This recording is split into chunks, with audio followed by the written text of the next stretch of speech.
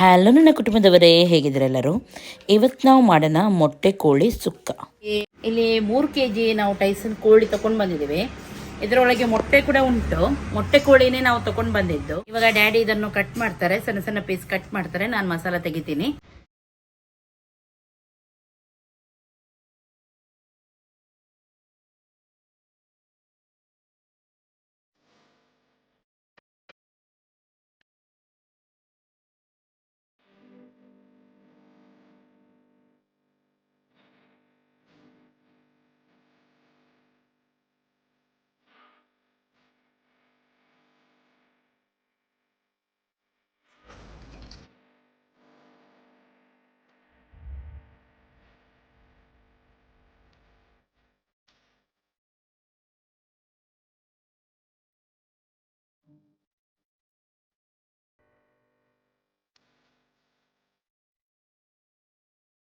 Okay, masala ಇವಾಗ fry ಮಾಡೋಣ. ಇದಕ್ಕೆ ಮೆಣಸು ಖಾರಕ್ಕನುಗುಣವಾಗಿ ತಗೊಳ್ಬೇಕು. ಇಲ್ಲಿ ಬ್ಯಾಡಗಿ ಮೆಣಸು ಹಾಗೂ ಗಿಡ್ಡ ಮೆಣಸು ಎರಡನ್ನು ಕೂಡ ನಾನು ತಗೊಂಡಿದ್ದೀನಿ. ಸ್ವಲ್ಪ ಖಾರ ಹಾಗೂ ನನ್ನ ಮುಷ್ಟಿಯಲ್ಲಿ 2 ಮುಷ್ಟಿಯಷ್ಟು, ದೊಡ್ಡ ಮುಷ್ಟಿಯಷ್ಟು ನಾನು ತಗೊಂಡಿದ್ದೀನಿ. ಮೆಣಸನ್ನು ಫಸ್ಟಿಗೆ ಫ್ರೈ ಮಾಡೋಣ ಚೆನ್ನಾಗಿ. ಓಕೆ, ಮೆಣಸು ಫ್ರೈ ಆಯ್ತು. ಇವಾಗ ತೆಗೆಯೋಣ.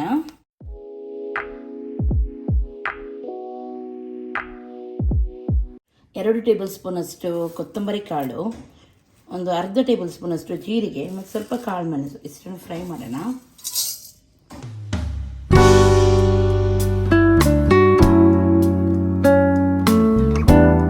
ಒಂದು 1/4 ಸ್ಪೂನ್ ಅಷ್ಟು ಫ್ರೈ ಮಾಡೋಣ. ತುಂಬ ಓವರಾಗಿ ಫ್ರೈ ಮಾಡಬೇಡಿ, ಸ್ವಲ್ಪ ಕಲರ್ ಬರಲಿ.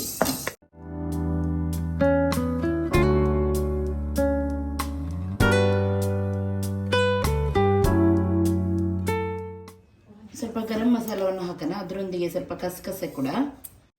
ಗರಂ ಮಸಾಲದಲ್ಲಿ ದಾಲ್ಚಿನ್ನಿ, ಏಲಕ್ಕಿ, ಲವಂಗ, ಆಮೇಲೆ ಸ್ವಲ್ಪ ಬಡಿಶೇಪ್ ನಾನು ಹಾಕಿದ್ದೀನಿ.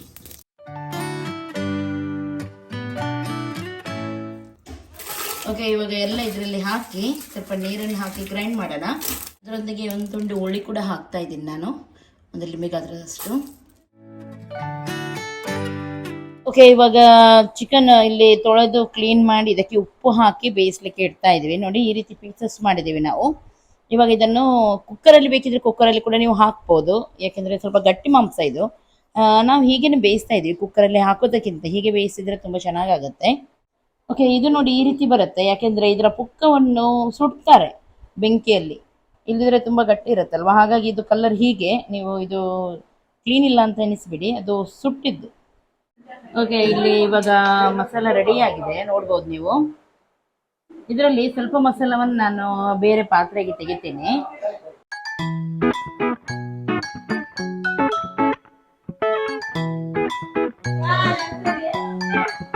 ಇಲ್ಲಿ ನಾನು ಕಾಯಿ ತಗೊಂಡಿದ್ದೀನಿ, ಇದನ್ನು ಸ್ವಲ್ಪ ಫ್ರೈ ಮಾಡಿದ್ದೀನಿ.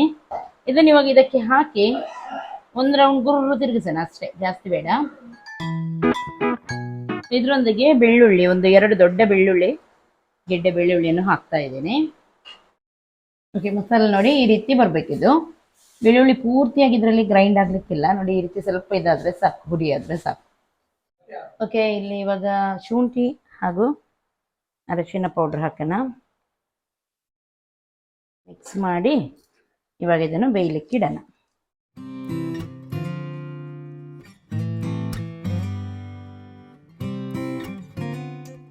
ಓಕೆ, ಈ ಮಸಾಲವನ್ನು ಫಸ್ಟಿಗೆ ಸ್ವಲ್ಪ ಹಾಕೋಣ. ಇವಾಗ ಚಿಕನ್ ಒಂದು 3/4 ಬೆಂದು ಬಂದಿದೆ.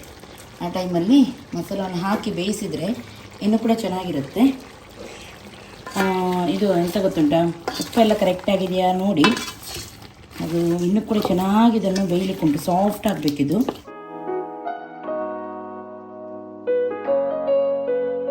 ಚೆನ್ನಾಗಿ ಮಿಕ್ಸ್ ಮಾಡಿ ಮುಚ್ಚಿಡೋಣ ಇದನ್ನು.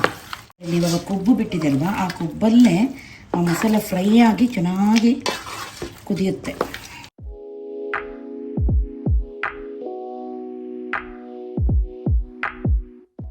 ಇವಾಗ ಲಿಂಬೆ ರಸ ಹಿಂಡೋಣ. ಇದರಿಂದ ಚಿಕನ್ ಕೂಡ ಬೇಗ ಬೇಯುತ್ತೆ, ಸಾಫ್ಟ್ ಕೂಡ ಆಗುತ್ತೆ, ರುಚಿ ಕೂಡ ಬರುತ್ತೆ. ಈರುಳ್ಳಿ ಇವಾಗ ತುಪ್ಪದಲ್ಲಿ ಫ್ರೈ ಆಗಿದೆ. ಈ ರೀತಿ ಸ್ವಲ್ಪ ಕೆಂಪಾಗಿದೆ.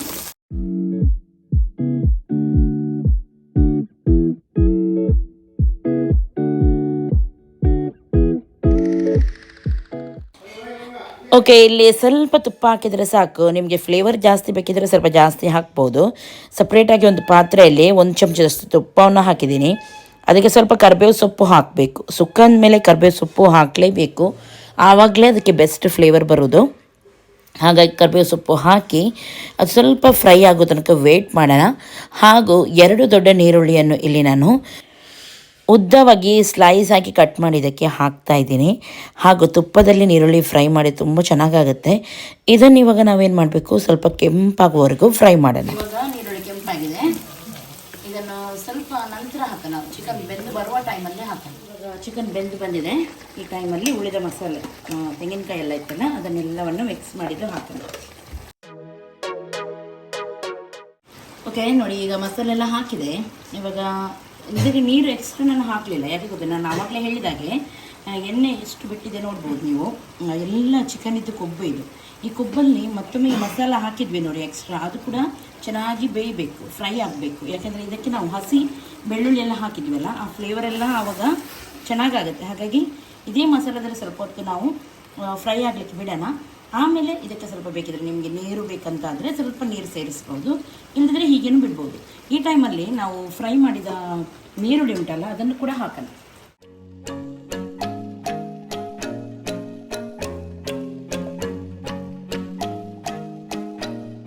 ಓಕೆ, ಇವಾಗ ಓಪನ್ ಮಾಡೋಣ.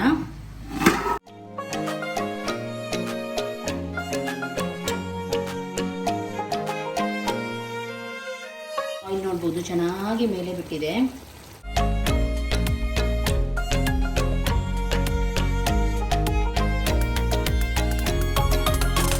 ಇವಾಗ ಮೊಟ್ಟೆ ಉಂಟು ನೋಡಿ, ಅದನ್ನು ಮೆಲ್ಲನೆ ಇಡಬೇಕು. ಇದನ್ನು ಇಟ್ಟು ನಾವು ಚಮಚ ತಿರುಗಿಸ್ಲಿಕ್ಕಿಲ್ಲ, ಮೆಲ್ಲ ಈ ರೀತಿ ಒಳಗೆ ಇಟ್ಟು ಬಿಡೋಣ.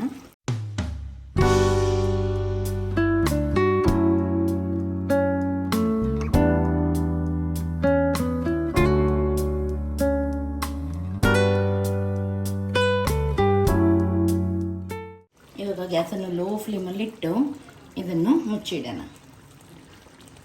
ಮೊಟ್ಟೆ ಅಲ್ಲಿಗೆ ಬೇಯುತ್ತೆ, ಅದು ಬೇಗ ಬೇಯುತ್ತೆ. ಓಕೆ, ಚಿಕನ್ ರೆಡಿ ಆಯಿತು. ಗ್ಯಾಸನ್ನು ನಾನು ಆಫ್ ಮಾಡಿದ್ದೀನಿ. ಮೊಟ್ಟೆ ಕೂಡ ಬೆಂದಿದೆ. ಇವಾಗ ನೋಡಿ, ಕಲರ್ ಚೇಂಜ್ ಆದರೆ ಸಾಕು, ಗಟ್ಟಿಯಾಗಿದ್ದಿದೆ. ಇವಾಗ ಚಿಕನ್ ನೋಡಿ ತುಂಬ ಸೂಪರಾಗಿ ಕಾಣ್ತಾ ಉಂಟು. ಮೊಟ್ಟೆಯನ್ನು ಸಪ್ರೇಟಾಗಿ ಇಟ್ಟು ಮತ್ತೆ ನೀವು ಯಾರಿಗೆ ಕೊಡಲಿಕ್ಕೆ ಉಂಟು ಅವರಿಗೆ ಕೊಟ್ಟು ತಿಂದರೆ ಆಯಿತು.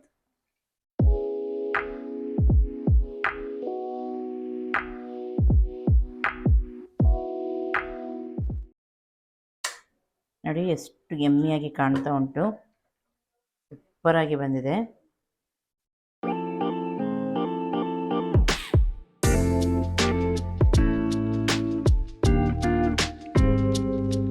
ಓಕೆ ನೋಡಿ, ಇವಾಗ ರೆಡಿಯಾಗಿದೆ, ಸರ್ವ್ ಮಾಡಿದ್ದೀನಿ.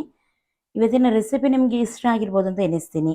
ಇಷ್ಟ ಆಯ್ತು ಅಂತಾದರೆ ಒಂದು ಲೈಕ್ ಮಾಡಿ, ನಿಮ್ಮ ಫ್ರೆಂಡ್ಸ್ ಜೊತೆ ಎಲ್ಲರ ಜೊತೆ ಶೇರ್ ಮಾಡಿ.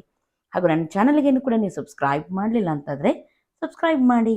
ಎಲ್ಲರಿಗೂ ಟೇಕ್ ಕೇರ್, ಬಾಯ್ ಬಾಯ್.